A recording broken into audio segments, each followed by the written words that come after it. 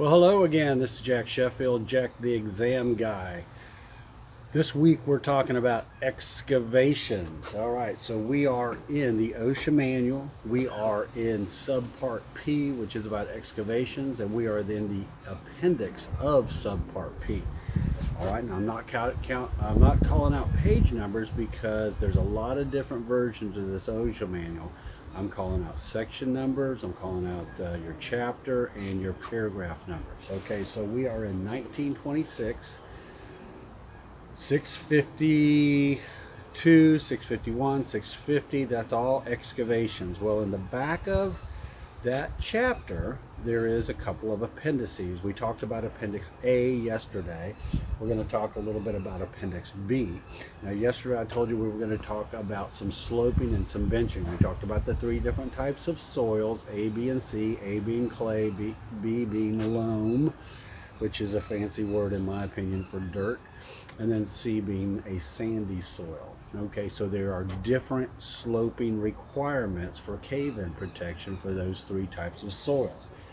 And in that Appendix B, in subpart P, there is a table, Table B-1, and it discusses maximum allowable slopes, and it says horizontal to vertical, H:V, for excavations less than 20 feet deep. So you gotta think about the 20 foot. Anything 20 foot or deeper has to be designed by an engineer.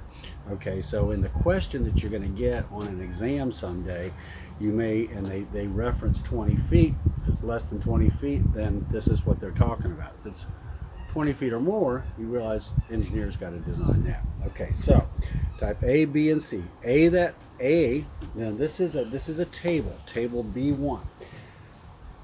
Type A, the clay, the cohesive, that high compressive strength soil, has to be benched or sloped at a angle of repose, they call it, of 3/4 to 1.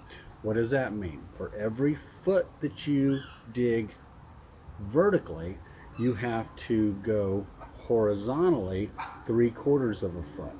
For instance, a 10-foot deep trench or pit has to be angled to the horizontally 7.5 feet. Type B is 1:1, 10 feet deep, 10 feet horizontal to keep it from caving in. That's the angle of repose. And then type C is 1.5:1. For 10 feet deep, you've got to go 15 feet horizontal. That's real important. But remember, that's just where it begins. Tomorrow, we're going to talk about how it gets a little more complicated than that. This is where everything starts. Everything starts with this A, B, and C, 3/4 to 1, 1:1, 1.5:1, but it gets a little more complicated as we go along because there are some exceptions, and as the depths of the trench change and that kind of thing, there's going to be some changes. And you're going to know about them because you're going to be here tomorrow and I'm going to tell you all about them. I'm Jack the Exam Guy. Don't let anybody ever tell you you don't know Jack, because you do know Jack. You know Jack Sheffield, Jack the Exam Guy. And if you'd like to learn more about passing these contractors exams, subscribe to my channel. Thank you so much.